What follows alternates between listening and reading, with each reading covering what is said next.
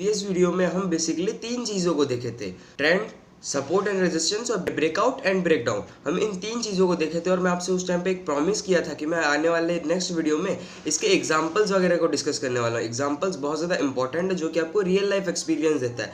Traders profitable तब नहीं बनते हैं जब उनको थियोरेटिकली सारी चीज़ें क्लियर होती हैं, वो प्रॉफिटेबल तभी बनते हैं जब उनको जो है रियल लाइफ में हर एक चीज़ें क्लियर होती है, उनको चार्ट समझना आता है, उनको चार्ट्स में हर चीज़ें देखना आता है। सो इन दिस पर्टिकुलर वन हम बहुत सारे एग्जांपल्स को डिस्कस करने वाले हैं, ट्रेंड से रिलेटेड, सपोर्ट एंड रेजिस्टेंस से रिलेटेड और ब्रेकडाउन और ब्रेकआउट से related. So let's get into it. So अभी हम है गोल्ड के चार्ट्स पे और मैं आपको दिखाने वाला हूँ कि हमको ट्रेंड मार्क कहाँ से करना है। सो हम जो है इस पर्टिकुलर पॉइंट ऑफ टाइम से चालू करने वाले हैं। मैं एक्जैक्टली मार्क कर देता हूँ आपके सामने कि हम कौन से पॉइंट ऑफ टाइम से चालू करने वाले हैं। हम 8:30 मतलब हम इस पॉइंट ऑफ टाइम से चालू करने वाले हैं, जो भी टाइमिंग है उस टाइमिंग के बेसिस पे देखने वाले हैं।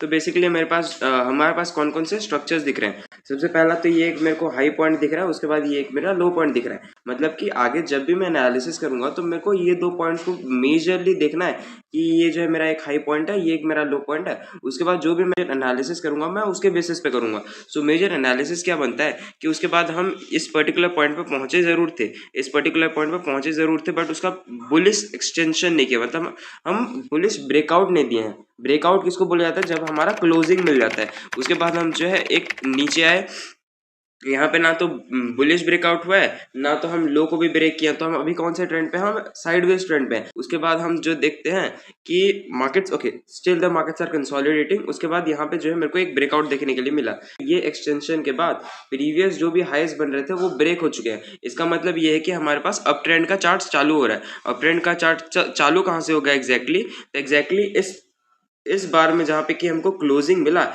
इसके बाद चालू एग्जैक्टली यहाँ से चालू नहीं होगा, क्योंकि ये विक किया था अप, उसके बाद नीचे चला आया। मैं आपको एक और एग्जांपल दिखाता हूँ। जैसे कि इस पर्टिकुलर एग्जांपल में जो कि मैं बोल रहा था कि ये वाला एक ब्रेकआउट नहीं है, मैं समझाता हूँ ब्रेकआउट कैसे नहीं है। इस टाइम पे क्या हुआ था कि हमारे पास जो हाई था प्रीवियस वाला, उसका ब्रेकआउट जरूर हुआ था, बट ये विक बेसिस पे हुआ था। विक ऊपर गया फिर नीचे गया, तो इसको ब्रेकआउट स्ट्रक्चर नहीं बोला जाएगा जब तक हमको क्लोजिंग नहीं मिलता है। जैसे कि यहाँ पे हमको एक क्लोजिंग मिला, इस पर्टिकुलर क्लोजिंग, ये पर्टिकुलर क्लोजिंग, तो हमको जब तक क्लोजिंग नहीं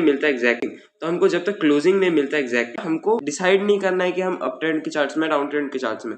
मैं तो 4 आवर पे समझाना हूँ आपको, छोटे टाइम फ्रेम्स पे देखना है। उसके बाद हम लोज और हाइज वाले स्ट्रक्चर को कैसे आइडेंटिफाई करेंगे। तो देखो, ये जो है एक गया अपना एक हाई बनाया, उसके बाद एग्जैक्टली यहाँ पे हमको हाई मिला, उसके बाद एक लो बनाया जो कि प्रीवियस वाले लो के ऊपर वाले रीजन पे था, उसको बोलेंगे हम हायर लो। उसके बाद हमारे पास एक नया हाई बना, उसके बाद एक नया लो बना, उसके बाद एक नया हाई बना। तो जब तक मेरे प्रीवियस लोज ब्रेक नहीं हो रहे हैं, मेरे को ये याद रखना है कि we are on up trend chart, मेरे को बाइंग अपॉर्चुनिटीज ढूंढने चाहिए। We are on up trend chart, मेरे को बाइंग की अपॉर्चुनिटीज ढूंढने चाहिए। बेसिकली इस लो को भी रेस्पेक्ट किए, बट अब जब हम यहाँ पे एक ब्रेकआउट दिए, उसके बाद इसका एक रिवर्सल ब्रेकआउट दिए। यहाँ पे एक रिवर्सल ब्रेकआउट देखने के लिए मिलेगा इस पर्टिकुलर कैंडल में। इस पर्टिकुलर कैंडल में जब हम एक रिवर्सल ब्रेकआउट दिए, तो यहाँ पे मेरे को समझ में आ जाएगा कि ट्रेंड जो कि हायर हाइज और हायर लोज वाले स्ट्रक्चर में चल रहा था, वो भी चेंज हो चुका है और लोअर हाइज और लोअर लोज वाले स्ट्रक्चर में चेंज हो चुका है। तो मेरे को क्या आइडेंटिफाई होगा कि मेरे को सेलिंग की अपॉर्चुनिटीज के लिए देखना है। अब सेलिंग की अपॉर्चुनिटीज के लिए देखना है, बट जब नया हाई बनाया वो प्रीवियस वाले हाई के नीचे वाले रीजन पे था, तो ये होगा मेरे लिए लोअर हाई।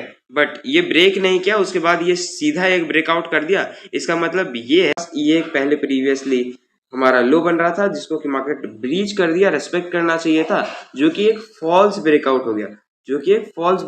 उसके बाद मार्केट जो है वो एक्सटेंड करके जो भी यहाँ पे स्टॉप लॉसेस थे, वो स्टॉप ऑर्डर्स को जो है मार्केट उनके स्टॉप लॉसेस ले गया। तो यहाँ से जो है हमको एक मेजर मोमेंटम देखने के लिए मिलेगा।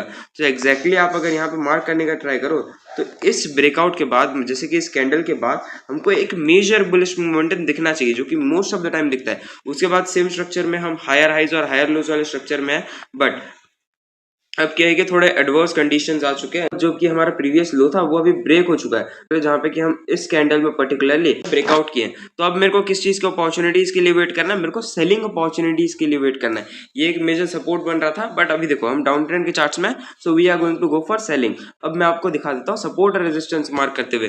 तो अब हम सपोर्ट और रेजिस्टेंस मार्क करने वाले हैं। अब सपोर्ट और रेजिस्टेंस मार्क करने से पहले मैं थोड़ा अपने चार्ट्स को जूम आउट कर लेता हूँ।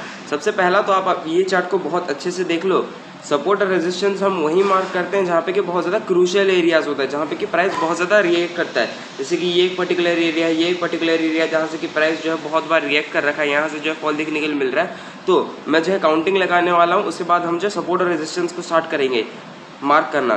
सो आप पहले कुछ एग्जांपल्स को देखो, उसके बाद आपको धीरे धीरे समझ आने लगेगा कि हमको सपोर्ट और रेजिस्टेंस मार्क कैसे करना होता है। सो अब देखो 3, 2, 1 एंड स्टार्ट। अब मेरे लिए ये एक रेजिस्टेंस एरिया हो जाएगा जो कि मैं बात कर रहा था, दिस वन। उसके बाद मेरे को नेक्स्ट स्ट्रक्चर देखने के लिए मिलेगा यहाँ पे, जहाँ पे कि मैं मार्क करना चाहूँगा अपना नेक्स्ट सपोर्ट। उसके बाद I would like to draw this one as crucial area, उसके बाद this one as a crucial area, और maybe sort of this. उसके लिए शायद मेरे को पीछे जाना पड़े, चार्ट्स को देखना पड़े। ओके देखो अब मेरे को क्या, मेरा एजम्पशन गलत दिख रहा है क्या? यहाँ से हमको एक मेजर फॉल देखने के लिए मिला, उसके बाद हमको यहाँ से एक मेजर फॉल देखने के लिए मिला। मेरे को समझ आ रहा है कि ये भी एक मेरा रेजिस्टेंस एरिया हो सकता है इस बेसिस पे कि हमको यहाँ से जो है एक मेजरली फॉल देखने के लिए मिला, उसके बाद हम पंप करके यहाँ से एक सपोर्ट लेके एक अच्छा पंप दिया, तो उसके बेसिस पे भी ये एक मेरा सपोर्ट एरिया होगा जो कि I would like to mark for sure. और इसको मैं अभी करंट टाइम के हिसाब से एडजस्ट करूँगा, ऐसे कुछ करके करंट बेसिस पे ये एडजस्ट कुछ ऐसे होगा। सो हम जो है सपोर्ट और रेजिस्टेंस ऐसे मार्क करते हैं। मैं एक और एग्जांपल दिखा देता हूँ, मैं यूरो यूएसडी के चार्ट पे दिखा देता हूँ कि सपोर्ट और रेजिस्टेंस मार्क कैसे करना है। 3, 2, 1 स्टार्ट। तो मेरे को ये दिख रहा है कि ये एक मेजर रेजिस्टेंस एरिया है, उसके बाद ये एक मेजर सपोर्ट एरिया है, उसके बाद ये एक मेजरली मेरे को एक सपोर्ट जैसा दिख रहा है। इसके बाद मेरे को प्रीवियस चार्ट्स में जाके देखना पड़ेगा कि कहाँ पे हम मेजरली पुल बैक्स ले रहे थे। सो इस पर्टिकुलर मार्केट कंडीशन में ये एक मेजर रेजिस्टेंस जैसा दिख रहा है। उसके बाद this one is a great support, इसको क्या would like mark for sure. उसके बाद और प्रीवियस चार्ट्स में आप जाके देखोगे तो आपको बहुत सारे रेजिस्टेंसेस एंड सपोर्ट्स मिलेंगे।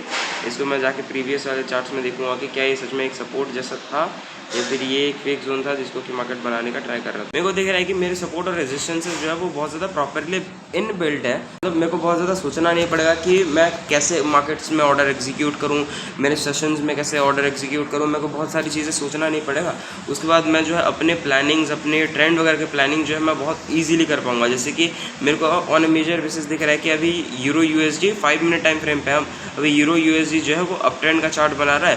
सो I look for buy opportunities. जैसे ये रेजिस्टेंस जो है वो ब्रेकआउट हो जाएगा, सॉरी फॉर दिस, ये रेजिस्टेंस जो है वो ब्रेकआउट हो जाएगा, उसके बाद वेट फॉर रिट्रेसमेंट, उसके बाद हम कोई ना कोई बाइंग का अपॉर्चुनिटी ढूंढ सकते हैं। सो इस बेसिस पे हम जो सपोर्ट और रेजिस्टेंस मार्क करेंगे। सबसे ज़्यादा क्रूशियल एरियाज में सपोर्ट और रेजिस्टेंस मार्क होता है। This is pretty much it for today's one. Till then you wait for the next one, बहुत ज़्यादा कुछ स्पेशल होने वाला है। So you wait for the next one. Signing off, bye bye.